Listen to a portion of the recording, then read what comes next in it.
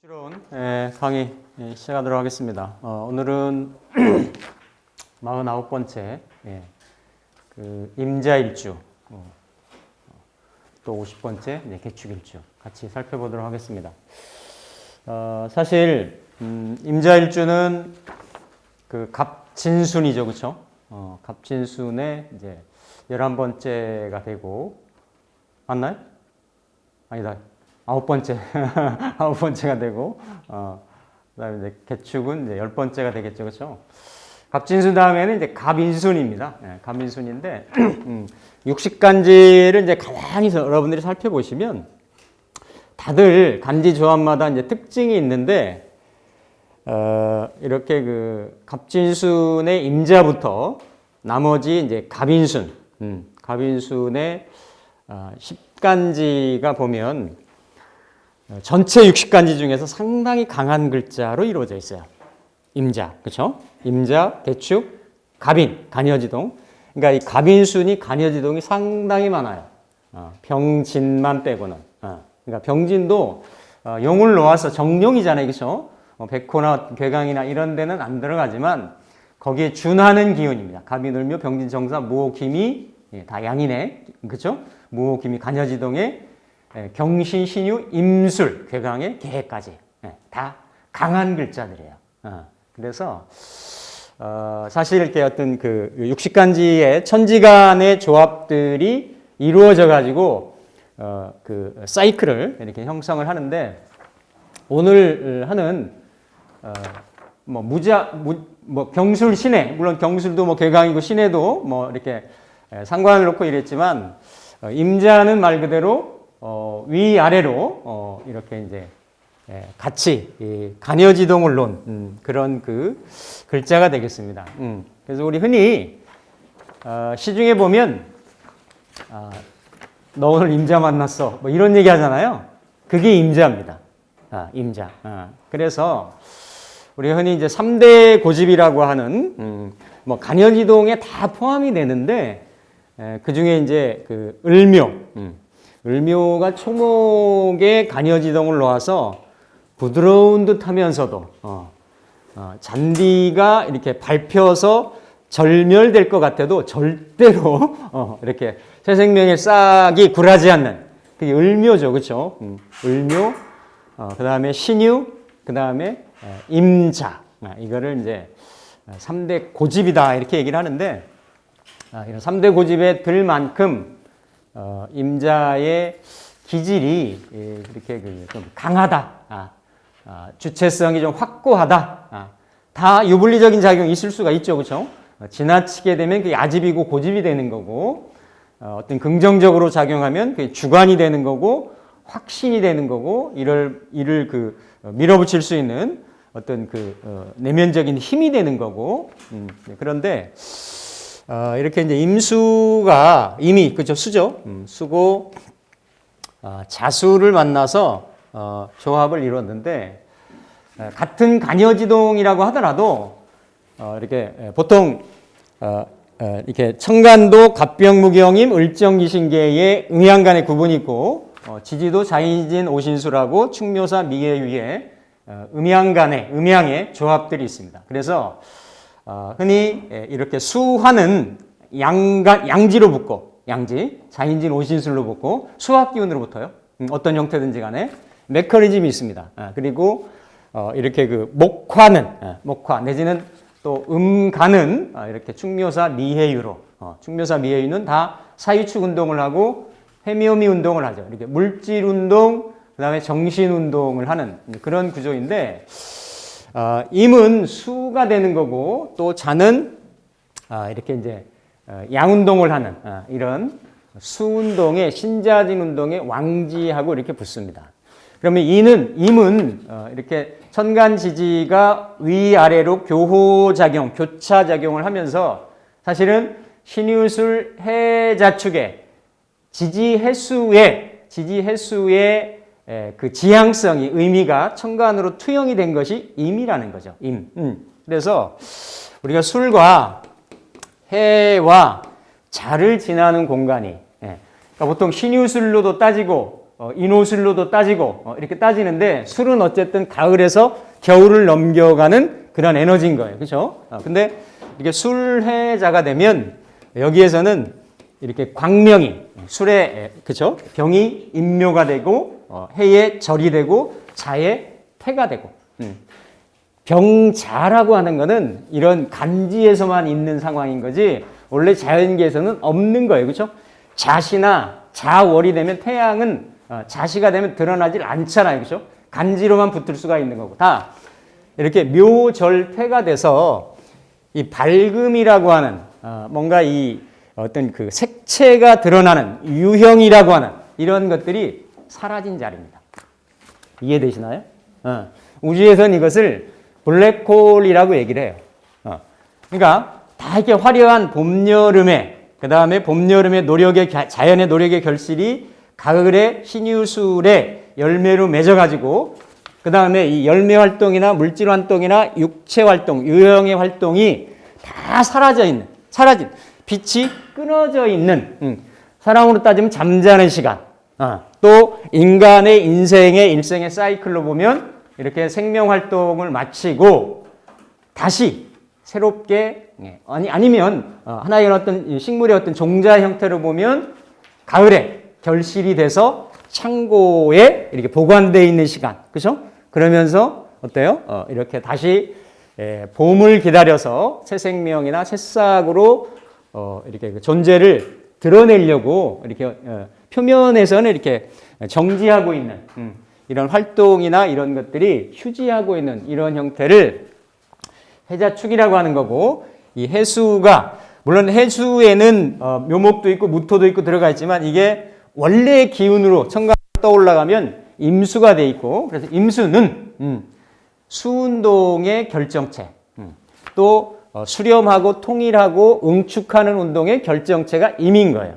반대적인 기운이 병화인 화가 되는 거고, 그렇죠? 근데 천간에 이런 내가 이런 빛을 다 또 어떤 생명을 또 아니면 어떤 그 유형체를 이런 것들을 다 내재적으로 수렴하고 끌어들여 가지고 통일하는 이런 응축의 기운이 뭘로 만났어요? 신자진에서도, 지지에서도 신자진의 수운동을 한단 말이에요. 신은 수운동의 편인으로, 임대비로운 편인으로 스타트 운동을 하는 거고, 자는 왕지의 가장 중심적이고 핵심적인 운동을 하는 거고, 지는 수운동의 마무리를 한단 말이죠. 그러니까 원래 이러한 생명을 절멸시키는 임수의 운동성하고 임수의 지향성하고 어려워요? 아니죠. 그리고 그러한 작용력의 본중말 운동의 중심하고가 딱 만나져 있는 그러한 에너지가 임자라는 거예요. 그럼 임자에는 뭐가 있냐면 이미 물질보다는 유형보다는, 그렇죠? 암흑이 있는 거예요. 밤에 뭐 하겠어요? 사고하잖아요. 생각하잖아요. 그렇죠? 궁리하잖아요. 기획하잖아요. 영혼을 따지잖아요. 종교를 따지잖아요. 철학을 따지잖아요. 사상을 따지잖아요. 그렇죠? 그래서 자가 다 나온 거예요. 자, 모든 사상의 근원의 종주를 이룬 사람들을 공자맹자, 이런 어떤 씨앗이고 출발이고 스타트가 되는 것이 자가 되는 거죠. 그래서 이러한 임이라고 하는 천간의 동태가 지지에서는 임자가 들어있죠. 전월의 해수에서 넘어온 흔적의 임수가 다시 한번 이렇게 더 뭉치고 응축하고 통일하고 하면 그 내면의 반발력에 의해서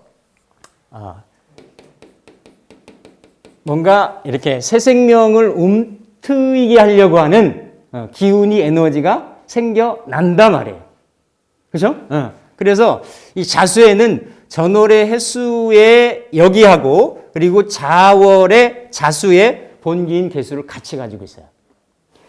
즉 이렇게 임수가 만나서 뭔가 육체를, 물질을, 생명을, 광채를, 색을 이렇게 블랙홀로 빨아들이고 끌어당기려고 하는 이런 성향이 있으면서도 그 반발력이 세지면, 반탄력이 세지면 어때요? 그 반발력으로 생명의 실마리가 하나 떠올라온단 말이에요. 그게 뭐예요? 자수라는 게 자수. 그래서 천간지지로 물을 이루고 임수는 망망대해 큰 물을 이루는 거예요. 다 모든 것을 수렴해가지고 고요한 듯이 보이지만 어떻습니까? 이 내면에서는 그 신자진 운동의 수렴 운동의 극에 가가지고 이러한 운동성의 반발력, 반탄력에 의해서 새로운 생명의 태동을 가져가려고 하는. 이게 올라가면 그 다음에 개가 되잖아요. 그렇죠? 임 다음에 개가 되는 거예요.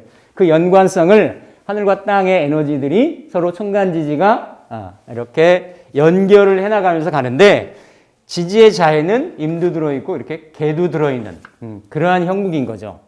그래서 임자일주가 바다를 닮았어요. 포용력이 큽니다. 그냥 이렇게 넓은 큰 바다 같은 거예요. 신자진 중에서도 신자진 인호술로 붙는데 이미 임술은 이미 병화 운동에 이런 그 분열 확산 발전하는 그런 운동성에 임의 수기로 그걸 조절하는 거고 분열 확산을 조절하는 거고 이 지금 신자진 운동은 지상도 신자진 운동을 하고 그 신자진 운동의 핵심을 어때요? 천간에서도 임수로 이렇게 같이 보조를 맞추고 있는 그런 형국이라는 거죠. 그러니까 임자라고 하는 자체는 상당히 커다란 그런 에너지의 어떤 그 통일성, 획일성 이러한 그 부분을 이루고 있고 겉으로 보면은 이렇게 고요한 듯하지만 이 물이 한번 넘쳐서 뭔가 촉발작용이 되면 이거는 큰 해일이 되고 그리고 어때요? 쓰나미가 되고 이래가지고 완전히 주변의 이런 상황을 다 이렇게 뒤집을 수 있는 왜? 일진에 임하고 개라고 하는 비견 겁재밖에 없다는 말이야. 그만큼 지향성 자체는 순이란 거예요. 순수한 거예요. 그래서 에너지의 집중성 때문에 뭔가 이룰 때는 크게 다른 어떤 간지가 이루는 것보다 크게 이룰 수 있지만 그거 이외에는 나머지에 간섭하는 인자가 없단 말이죠. 그렇죠? 사람이 비건만 갖고 사는 건 아니잖아요. 그렇죠? 식재관도 있고 다 있어야 되는데 없어요. 없으면서 나머지가 다 뭘로 특히 중요한 재관 같은 경우는 절대로 존재한단 말이에요. 절대로. 흔히 말하는 절대는 자식이고 직업이고 남편이고 배우자고 이런 성향인데 다른 데서는 몰라도 일지 자체 일지가 관여하는 시기적으로 보면은 배연을 이뤘다든지 결혼을 했다든지 아니면 중년 정도가 됐다든지 이럴 때는 기운이 약해지거나 끊어지게끔 돼 있어요. 그래서 어떻습니까? 그러니까 다른 일주들보다도 그러한 변동 상황을 더 겪을 수가 있는 그러한 어떤 이런 간지의 이미지가 있는 거다. 그러면서도 이 임하고 천간의 임하고 지장간에 있는 임은 서로 기운이 이렇게 병되면 같이 힘을 합쳐가지고 끌어당기려고 하는 게 있어요. 합을 하려고 하는 게 있어요. 뭘 당겨오겠어요? 정을. 그래서 반드시 정도 그렇고 임도 그렇고 천간 오합을 하려고 합니다. 오합을.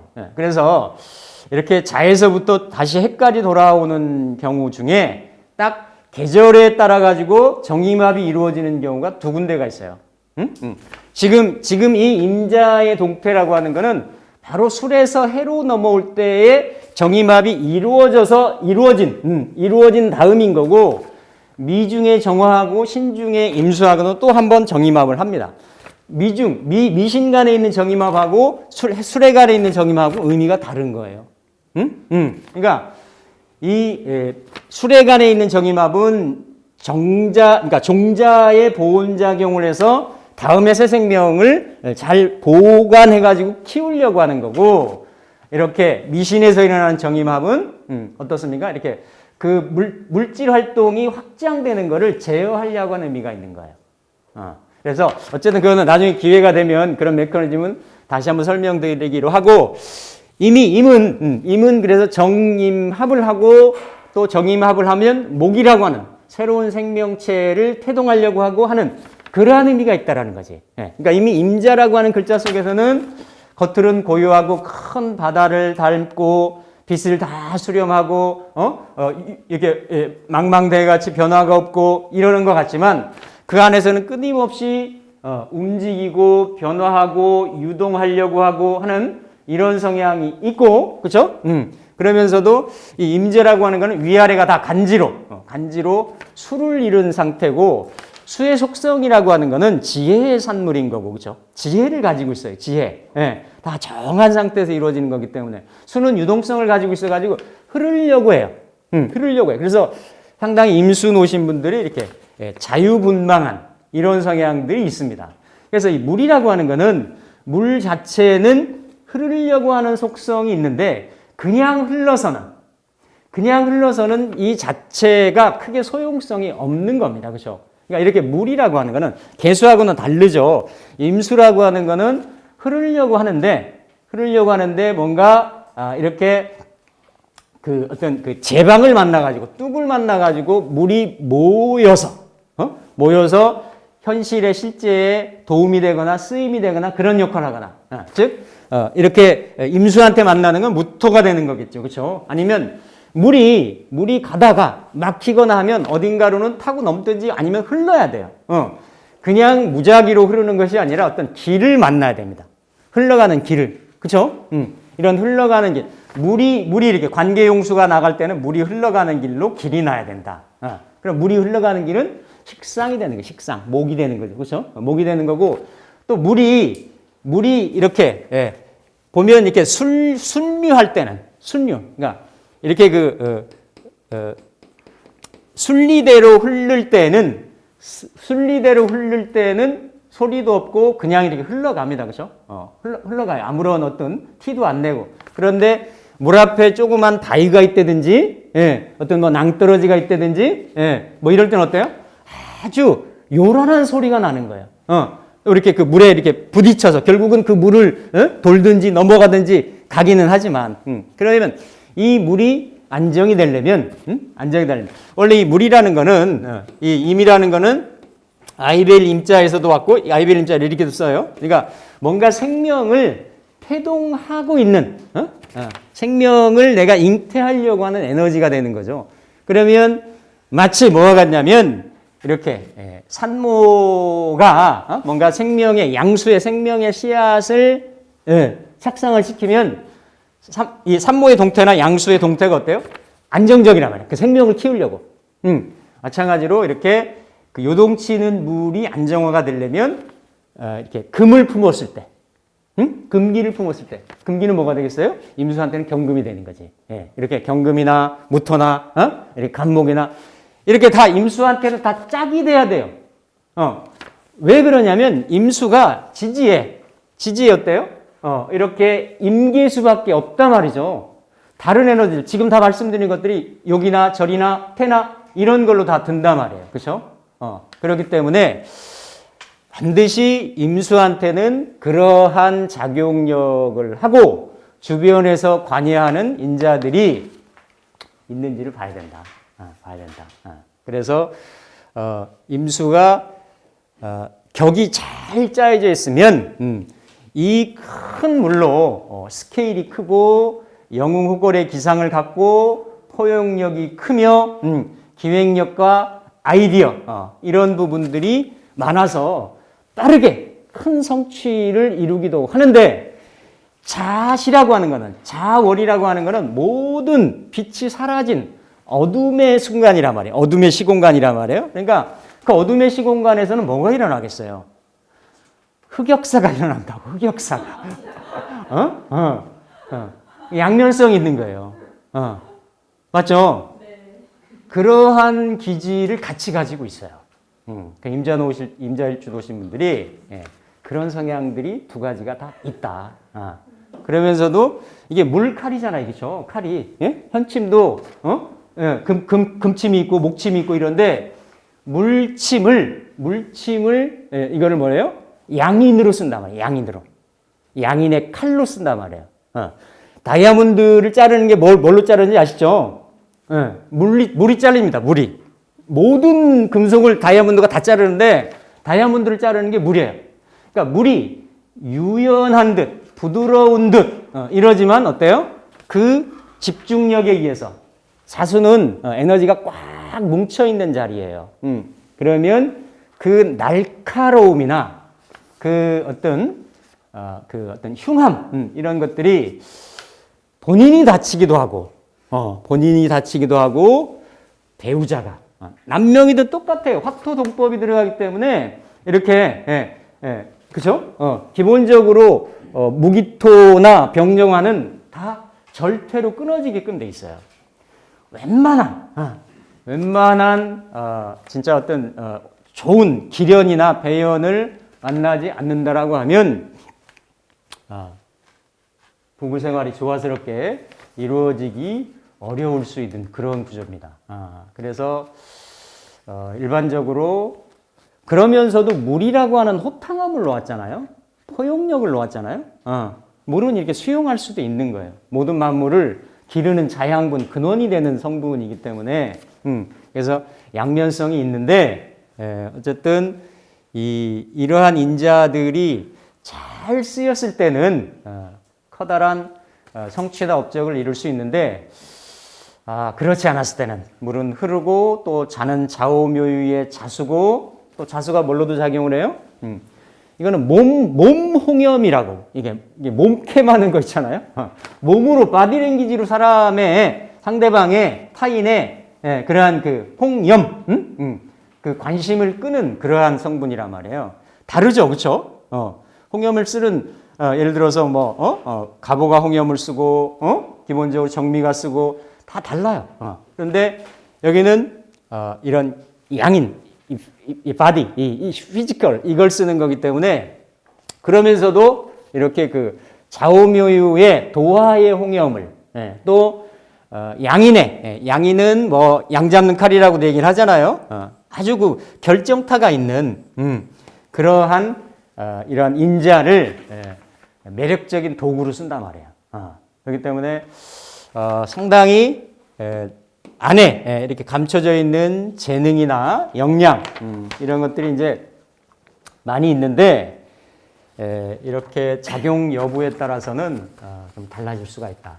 그래서 일단 왕양대해의 이런 어떤 물상을 좀 놓았고 또 아니면은 이제 선명통에서는 임수를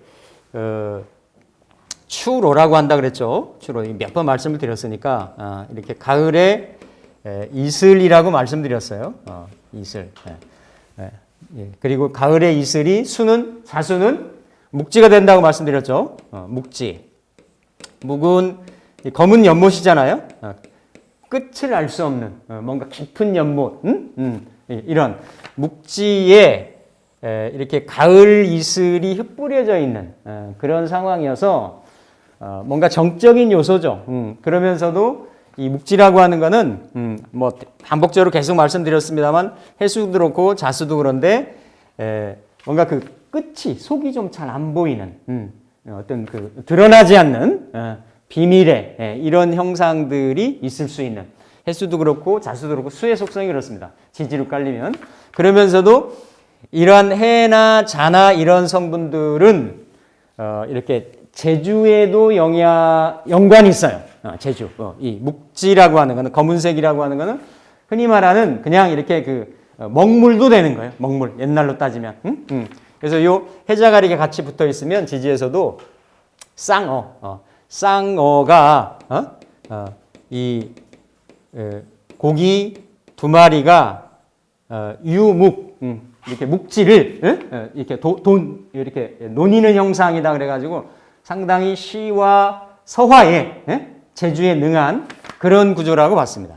상당히 그런 제주도 많이 있는 이제 그런 구조인데 이렇게 자중에 있는 이 개수는 일간 대비로 이거는 겁재에 해당이 되고 양간 갑병무경임의 겁재는 무통만 빼고는 다 이렇게 겁재의 성분을 그 양인이라 했어요. 양인. 양인 벼디양자를 쓰기도 하고